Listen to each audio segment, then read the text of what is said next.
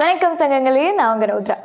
இப்போ ரீசெண்டாக நான் வந்து ஒரு மீம் பார்த்தேன். அந்த மீம் என்னன்னு பார்த்தீங்கன்னா, இன்றைக்கி எப்படி நிறைய பேர் ஏஐயோட ஒர்க் எடுத்துகிட்டு வந்து கிரெடிட் வாங்கிக்கிறாங்களோ, அதே மாதிரி பல வருஷத்துக்கு முன்னாடி இந்த இங்கிலீஷ் ரைட்டர்ஸ்லாம் இருப்பாங்கல்ல அண்ட் ஃபாரின் ஆத்தர்ஸ், அவங்க என்ன பண்ணியிருக்காங்கன்னா அவங்களோட மனைவிகளுடைய லிட்ரரி ஒர்க்ஸ் எல்லாத்தையும் எடுத்துகிட்டு வந்துட்டு பேரை மாற்றிட்டு கிரெடிட் வாங்கிட்டுலாம் இருந்திருக்காங்க. அண்ட் அந்த மாதிரி விஷயங்கள்லாம் உங்களுக்கும் தெரியும் அப்படின்னா மறக்காமல் கீழே கமெண்ட் பண்ணுங்கள் யார் யார் அப்படிலாம் பண்ணாங்கன்னு. அண்ட் அதை பற்றி நான் இப்போ பேச வரல. இப்போ பேச வந்தது என்னென்னா, ஒரு 200 வருஷத்துக்கு முன்னாடி 100 வருஷத்துக்கு முன்னாடி நம்ம ஊரில் இருந்த பெண்களால் அவங்களோட உணர்வுகளை எழுத முடிஞ்சுதா? உடனே சங்கம் லிட்ரேச்சருக்குலாம் போடாதீங்க. நானும் வந்து சங்கம் பீரியடில் எழுதின விமன் இருப்பாங்க இல்லையா, ஒரு 32 விமன் நினைக்கிறேன், அவங்க எழுதின போம்ஸ் எல்லாம் நானும் படிச்சிருக்கேன். ஆனால் நான் சொல்கிறது, உங்கள் வீட்டில் இருக்க நம்ம அம்மாவோட அம்மா இருப்பாங்கல்ல, இல்லை அப்பாவோட அம்மா, அவங்களால எழுத முடிஞ்சுதா?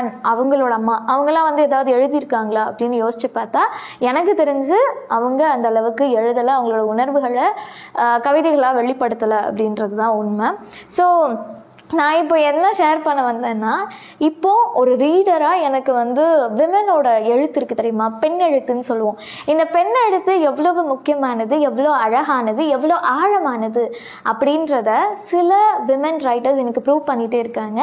அண்ட் அவங்கள தான் நான் உங்களுக்கு இன்ட்ரடியூஸ் பண்ண போகிறேன்.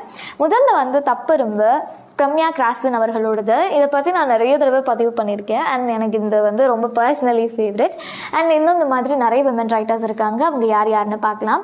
சுகிர்தராணி அப்படின்றவங்கள பற்றி கேள்விப்பட்டிருப்பீங்க. அவங்களோட நீர்வளராம்பல், அப்புறம் வந்து இரவு மிருகம் அப்படின்ற புத்தகம், அப்புறம் உமாதேவி அப்படின்ற பெண் எழுத்தாளர், அவங்களோட தேன் இனிப்பது எல்லோருக்கும் தெரியாது அப்படின்ற புத்தகம். இப்போது சமீபத்தில் நம்ம எல்லாரும் அதிகமாக பேசிகிட்டு இருக்க ஒரு கவிஞர் வந்து சல்மா அவர்கள், அவங்களுடைய ஒரு மாலையும் இன்னொரு மாலையும் அப்படின்ற புத்தகம். அப்புறம் கவிஞர் இளம்பிறை அவர்களுடைய அவதூறுகளின் காலம் அப்படின்ற இந்த புத்தகம். இது மாதிரி பெண் எழுத்தாளர்கள் எழுதுறது கவிதைகள் மட்டும் கிடையாது, சொல்லப்படாத பெண்களின் உணர்வுகளும் தான் அப்படின்றது அவங்களோட வரிகளை வாசிக்கும் பொழுது ரொம்ப புரியும்னு நினைக்கிறேன். ஆழமாகவும் இருந்துச்சு.